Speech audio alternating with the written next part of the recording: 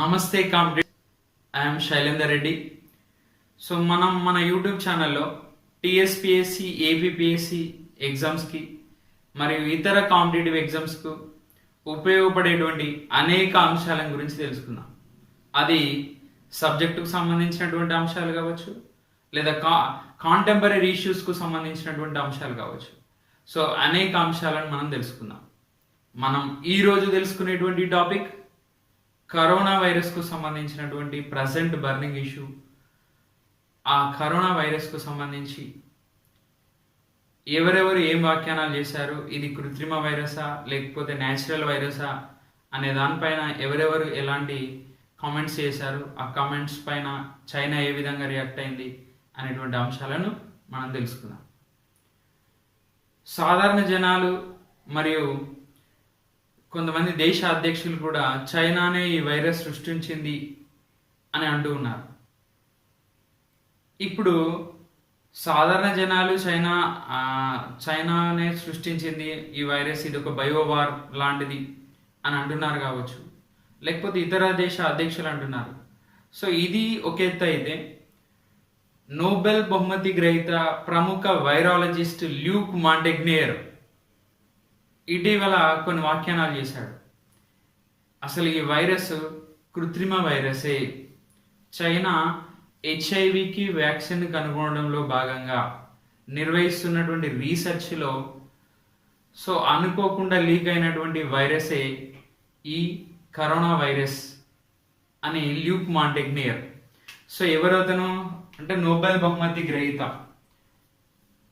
Luke మాంటెగ్నియర్.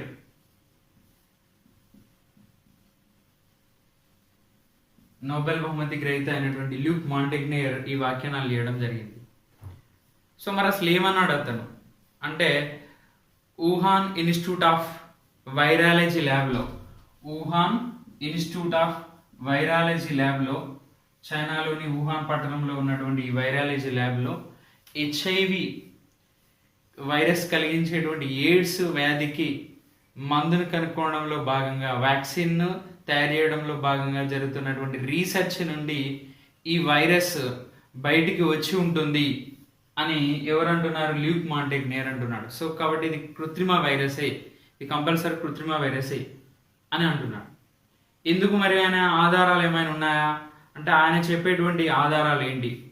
ఈ Luke మాంటెగ్నియర్ ఏమని ఇది కృత్రిమ వైరస్ ఎందుకు అని అనాలి అంటున్నాడు? కృత్రిమ వైరస్ అని ఎందుకు అంటున్నాడు అంటే, ఇక్కడ హెచ్ఐవి వైరస్ మరియు మలేరియా వ్యాధిని కలిగించేటువంటి, అంటే ఎయిడ్స్ వ్యాధిని కలిగించేటువంటి హెచ్ఐవి వైరస్ మరియు మలేరియా వ్యాధిని కలిగించేటువంటి ప్రోటోజోన్ పరాన్నజీవులైనటువంటి plasmodium vivax, plasmodium falciparum, plasmodium malaria లాంటి కారక జీవుల యొక్క జన్యు క్రమము ఏ విధంగా ఉందో ఈ కరోనా వైరస్ యొక్క జన్యుక్రమం కూడా అదే విధంగా ఉంది.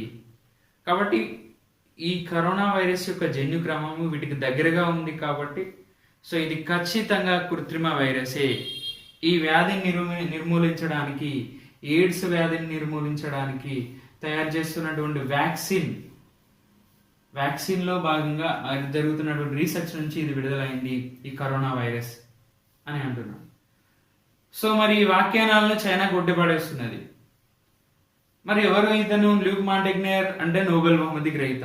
ఏ సంవత్సరం వచ్చింది ఇతనికి నోబెల్ ప్రైజ్? 2008వ సంవత్సరంలో నోబెల్ ప్రైజ్ వచ్చింది. ఎందుకు వచ్చింది మరి నోబెల్ ప్రైజ్?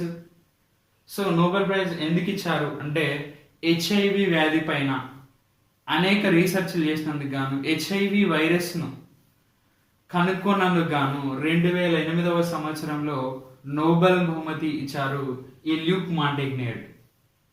1983లో ఇతను ఎవరితో కలిపి, ల్యూక్ మాంటెగ్నియర్ అనేటువంటి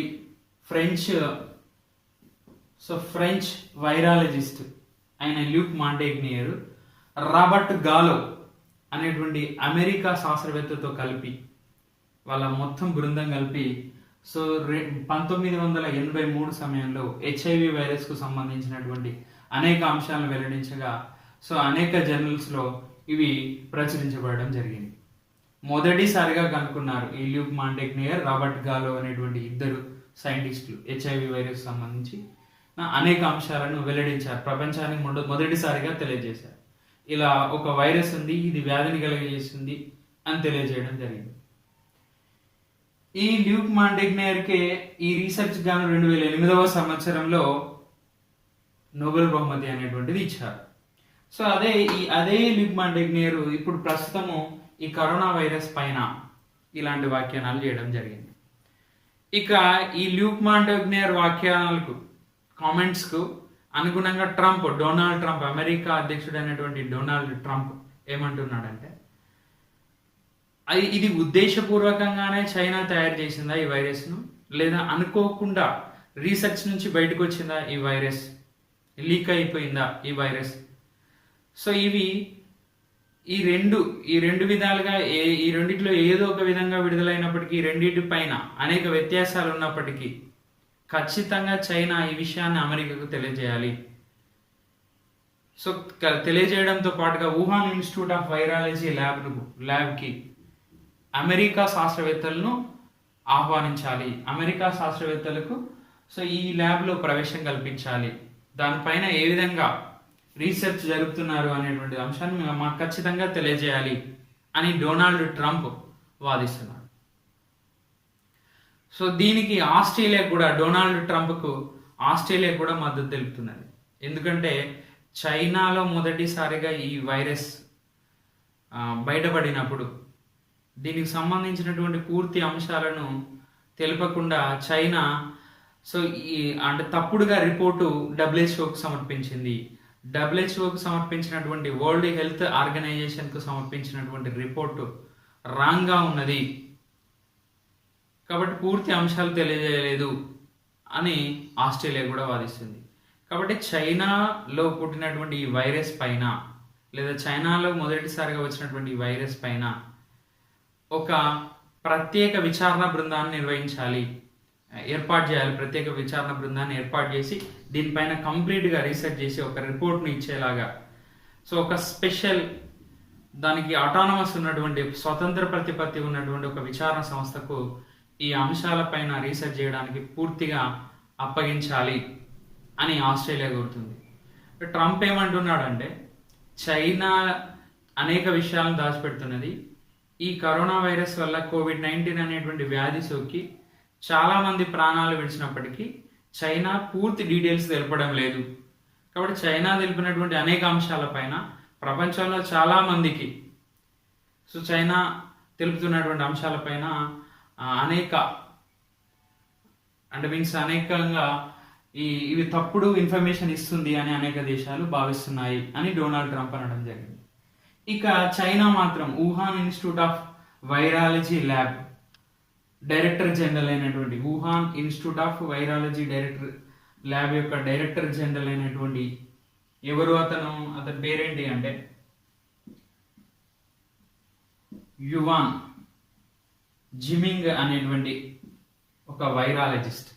ఇతను వుహాన్ ఇన్స్టిట్యూట్ ఆఫ్ వైరాలజీ, ఇది ఎక్కడుంది, చైనాలోని వుహాన్ పట్టణంలో ఉన్నటువంటి ఒక virology lab.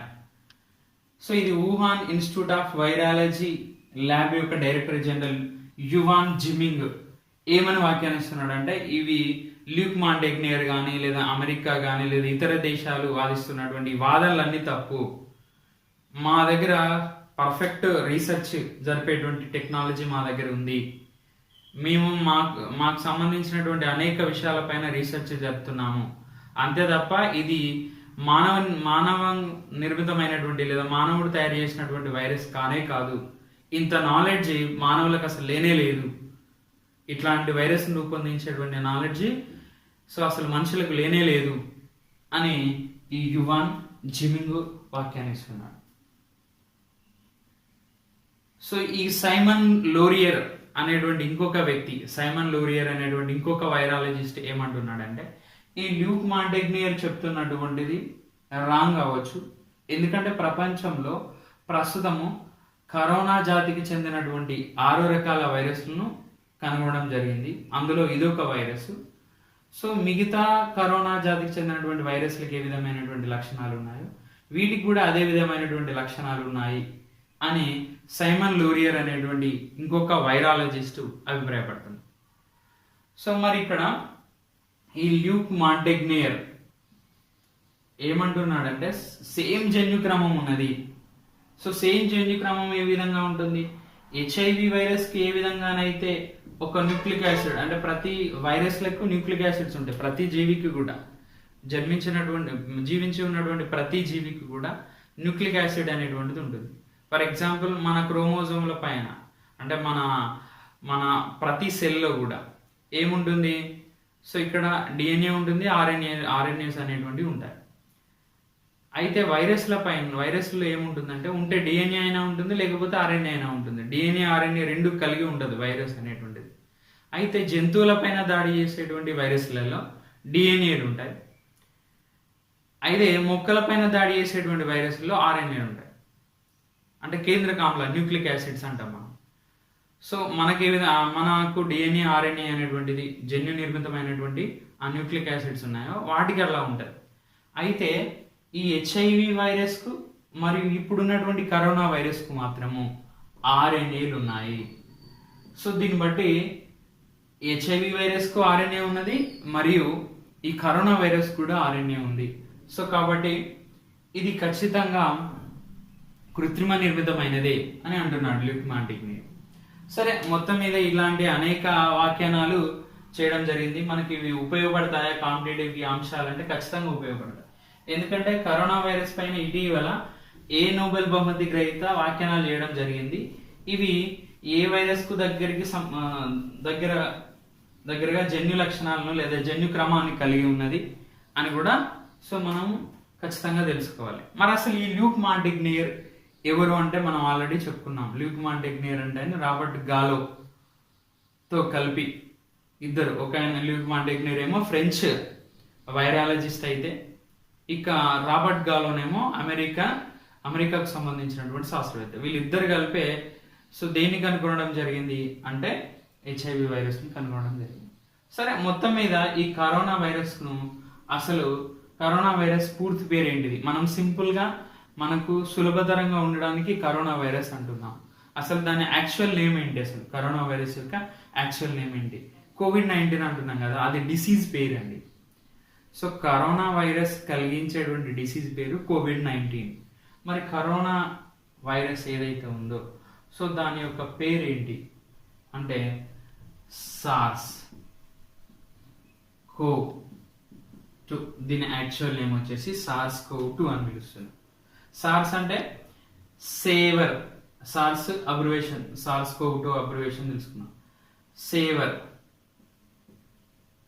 So acute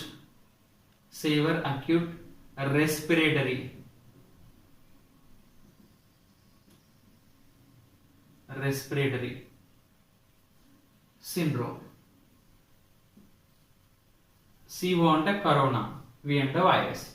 so ఇది యాక్చువల్ నేమ్. ఖచ్చితంగా గుర్తుపెట్టుకోవాలి. కాంపిటేటివ్ ఆస్పిరెంట్స్ ఈ నేమ్ కంపల్సరీ గుర్తుపెట్టుకోవాలి. ఎందుకు అంటే సో దీని పూర్తి పేరేంటని కూడా అడగడానికి అవకాశం ఉంటుంది, బట్ కంపల్సరీ గుర్తుపెట్టుకోవాలి. ఇది కలిగించేటువంటి వ్యాధి పేరే కోవిడ్-19.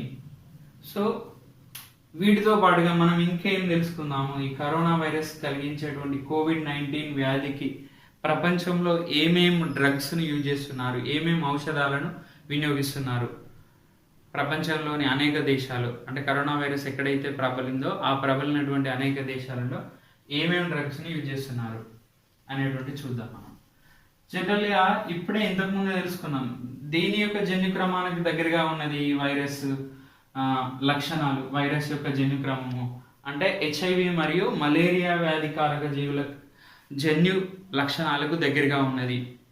సో కాబట్టి ఈ జన్యు కారక జీవులకు అనుగుణంగా అంటే వీటికి ఉపయోగించేటువంటి డ్రగ్నే ఇక్కడ వినియోగిస్తున్నారు. ఫర్ ఎగ్జాంపుల్ చూడండి, హెచ్ఐవి వల్ల కలిగేటువంటి ఎయిడ్స్ వ్యాధికి అసలు చికిత్స లేదు, అంటే మీన్స్ సో అక్కడ ఎటువంటి వ్యాక్సిన్ కానీ మందులు కానీ అసలు తయారు చేయలేదు. కానీ ఎయిడ్స్ వ్యాధి సోకితే జనాలకు ఏమవుతుంది? ఎవరికైతే ఎయిడ్స్ వ్యాధి సోకుతుందో సో వాళ్ళ యొక్క ఇమ్యూనిటీ పవర్ అనేటువంటి కంప్లీట్గా తగ్గుతుంది. వాళ్ళ యొక్క ఇమ్యూనిటీ పవర్ను పెంచడానికి తాత్కాలికంగా వినియోగించేటువంటి హెచ్ఐవి,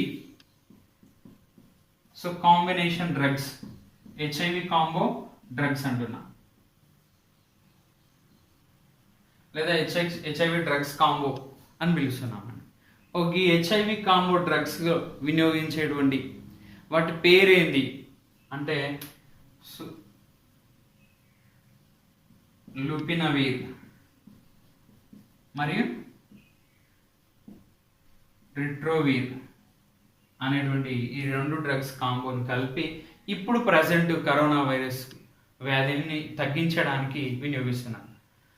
అంటే హెచ్ఐవి వైరస్ వల్ల వచ్చేటువంటి ఎయిడ్స్ వ్యాధి సోకినప్పుడు ఈ డ్రగ్ను ఎట్లయితే వినియోగిస్తున్నారో, అంటే మొత్తం రోగనిరోధక శక్తిని పెంచడం కోసమే అది, అంతే తప్ప కంప్లీట్గా అసలు ఈ ఎయిడ్స్కి మందు అనేటువంటిది లేదు.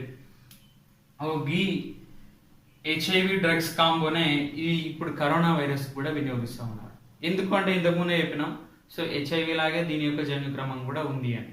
అలానే మలేరియా వ్యాధికారక జీవులైనటువంటి plasmodium vivax, plasmodium falciparum, plasmodium malaria అనేటువంటి వ్యాధికారక జీవులు, ప్రోటోజోవన్ జీవులైనటువంటి ఆ వ్యాధికారక జీవుల వల్ల కలిగేటువంటి మలేరియా వ్యాధిని తగ్గించడానికి సో మనం ఏం వాడుతున్నామంటే హైడ్రాక్సిక్లోరిన్, హైడ్రాక్సిక్లోరోక్విన్ అనేటువంటి డ్రగ్ను వాడుతున్నారు. ఈ హైడ్రాక్సిక్లోరోక్విన్ డ్రగ్నే ఇప్పుడు ప్రజెంట్ కరోనా వైరస్ కూడా వాడుతున్నారు.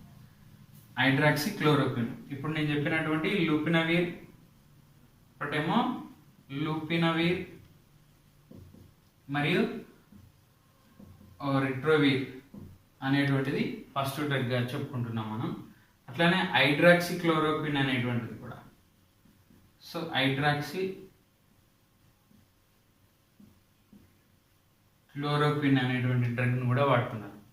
అయితే మన Indian Council of Medical Research, so మన Indian Council of Medical Research మాత్రం దీనివల్ల సైడ్ ఎఫెక్ట్స్ ఉంటాయి అని చెప్పడం జరుగుతున్నది. సో కాబట్టి ఎవరైతే డాక్టర్లు అంటే వీళ్ళకి ట్రీట్మెంట్ చేసేటువంటి రోగులకు ట్రీట్మెంట్ చేసేటువంటి డాక్టర్లకు ఈ మెడిసిన్ వాడుతున్నారు. సో దాంతో పాటుగా డాక్టర్ల పర్యవేక్షణలో ఉన్నటువంటి చాలా మంది సివియర్గా ఉన్నటువంటి పేషెంట్స్ కూడా ఇవి వాడుతున్నారంట. దీనివల్ల కొన్ని సైడ్ ఎఫెక్ట్స్ వస్తాయి అని Indian Council of Medical research చెప్తా ఉంది. ఇవి కాకుండా ఇంకా ఏం వాడుతున్నారు డ్రగ్స్ అంటే ఫెవియవీర్ అనేటువంటి డ్రగ్ను కూడా వాడుతూ ఉన్నారు. సో దాంతోపాటు ఇంకేం వాడుతున్నారు, రెమిడెసివిర్ అనేటువంటి డ్రగ్ను కూడా వాడుతున్నారు.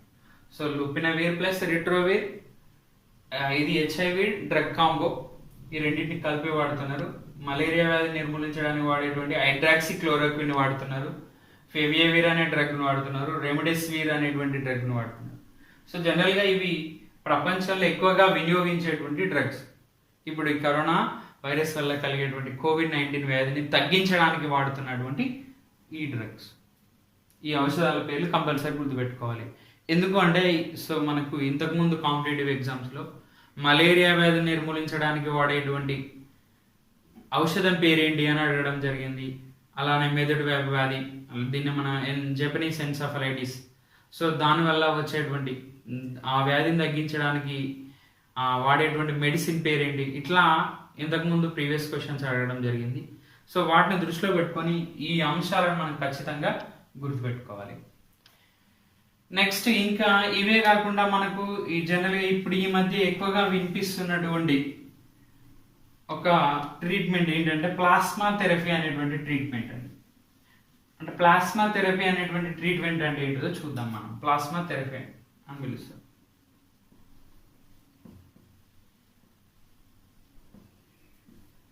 ప్లాస్మా థెరపీ అంటే ఏంటి మరి అసలు? సో ప్లాస్మా థెరపీ అంటే అసలు ఏంటి?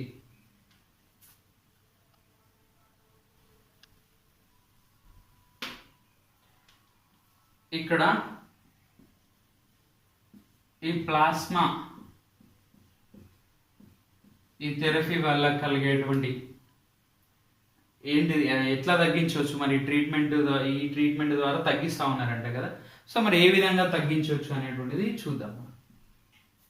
జనరల్గా ఇప్పుడు పాము కాటు వేసింది అనుకోండి, పాము కాటు వేస్తే యాంటీవీనం కానీ, పాము తెలిస్తే యాంటీవీనం వేస్తుంటాం, లేదా పాము ఏ పాము కాటు వేసిందో తెలియకపోతే పాలివీనం వేస్తాం. అసలు ఈ వీనం అంటే యాంటీడోట్ అనేటువంటిది, అంటే దానికి ప్రతిరక్షకాలను టీకా ఇంజెక్షన్ ద్వారా వేస్తే ఆటోమేటిక్గా పాము విషం అనేటువంటిది మన బాడీలో నుంచి తగ్గిపోవడం జరుగుతూ ఉన్నది. అంటే పాము విషానికి విరుగుడుగా వినియోగించేటువంటి పాలివీనం కావచ్చు, యాంటీవీనం కావచ్చు. సో ఇది ఒక ప్రతిరక్షకాలు కలిగి ఉన్నటువంటి ఒక ఇంజెక్షన్ అండి. మరి దీన్ని ఎట్లా తయారు చేస్తారు అంటే, జనరల్గా పాము విషాన్ని గుర్రాలకు ఎక్కిస్తారు. గుర్రాలకు ఎక్కిస్తే గుర్రాలకు పాము విషానికి విరుగుడును తయారు చేసేటువంటి శక్తి ఉన్నది. అయితే కొన్నిసార్లు ఓవర్ డోస్ అయితే పాము విషము ఓవర్గా ఎక్కిస్తే, అంటే ఓవర్ డోస్ ఎక్కిస్తే గుర్రాలు చనిపోయినటువంటి సందర్భాలు చాలా ఉన్నాయి. కానీ మొత్తం మీద గుర్రంకు పాము విషానికి విరుగుడు తయారు చేసేటువంటి కెపాసిటీ ఉంది. అలానే తయారు చేస్తున్నారు ప్రజెంట్ పాము విషానికి విరుగుడును, అంటే పాలివీనం కానీ యాంటీవీనం కానీ.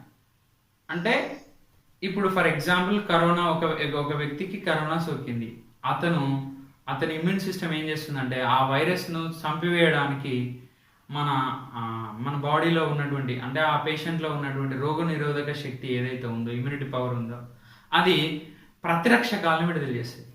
మనకు వ్యాధి కలిగించేటువంటి దాన్ని ఏమంటామంటే యాంటీజెన్ అని పిలుస్తాం.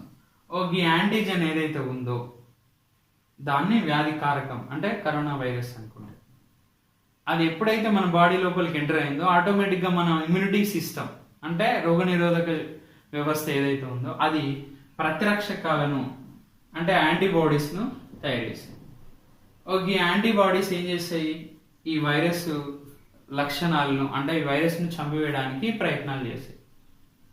కాబట్టి కరోనా మనకు ఇమ్యూనిటీ పవర్ ఎక్కువగా ఉన్నటువంటి వ్యక్తులు ఈజీగా దీన్ని తట్టుకోగలుగుతున్నారు. ఎవరికైతే ఇమ్యూనిటీ పవర్ తక్కువ ఉన్నదో, ఎవరికైతే చాలా జబ్బులు ఉన్నాయో, అంటే షుగర్ లాంటి వ్యాధులు ఉన్నాయో, వాళ్ళకే చాలా ఎఫెక్ట్ అనేటువంటిది అవుతున్నది. సో ఎవరికైతే ఎక్కువ ఇమ్యూనిటీ పవర్ ఉన్నదో వాళ్ళకి కనుక కరోనా వైరస్ వస్తే ఆటోమేటిక్గా వాళ్ళ ఇమ్యూనిటీ సిస్టమ్ ఏం చేస్తుంది అంటే యాంటీబాడీస్ని రిలీజ్ చేసి సో ఆ వైరస్ను చంపేయడం జరుగుతూ ఉన్నది. అంటే మన బాడీకి బయట నుంచి వచ్చేటువంటి ఒక జీవి మన బాడీ లోపలికి ఎంటర్ అయితే ఆటోమేటిక్గా రెస్పాండ్ అయ్యే గుణం ఉన్నది. సో దాని ద్వారానే యాంటీబాడీస్ విడుదలవుతున్నాయి. మరి అది ఎక్కడికి విడుదలవుతాయి? రక్తంలోకి విడుదలవుతాయి. రక్తంలో ప్లాస్మా అనేది ఉంటుంది. రక్తంలో 55% ప్లాస్మా ఉంటుంది, అంటే లిక్విడ్ స్టేటస్లో ఉండేటువంటి ప్లాస్మా 55% ఉంటే 45% బ్లడ్ సెల్స్ ఉంటాయి, అంటే రక్త కణాలు ఉంటాయి. ఏంటి ఆ రక్త కణాలు? ఎర్ర రక్త కణాలు, తెల్ల రక్త కణాలు, ప్లేట్లెట్స్ అంటే రక్త ఫలకికలు. So RBC, WBC and platelets అనేటువంటి 3 రకాల సెల్స్ ఉంటాయి. ఇవి 45% ఉంటాయి. ఇందులో డబ్ల్యూబీసీ ఉంది కదా, వైట్ బ్లడ్ సెల్స్ ఏదైతే ఉన్నాయో, తెల్ల రక్త కణాలు ఉన్నాయో, అవి ఇమ్యూనిటీకి ఉపయోగపడేటువంటి తెల్ల రక్త కణాలు. సో ఆ ఇమ్యూనిటీకి ఉపయోగపడేటువంటి తెల్ల రక్త కణాలు యాంటీబాడీస్ని విడుదల చేస్తే, అది ప్లాస్మాలో విడుదల చేస్తే, ఈ ప్లాస్మా ఆ పేషెంట్లో, ఈ ప్రతిరక్షకాలు ఆ ప్లాస్మాలోని పేషెంట్లోకి వెళ్ళిపోతాయి, అంటే బ్లడ్లోకి వెళ్ళిపోతాయి.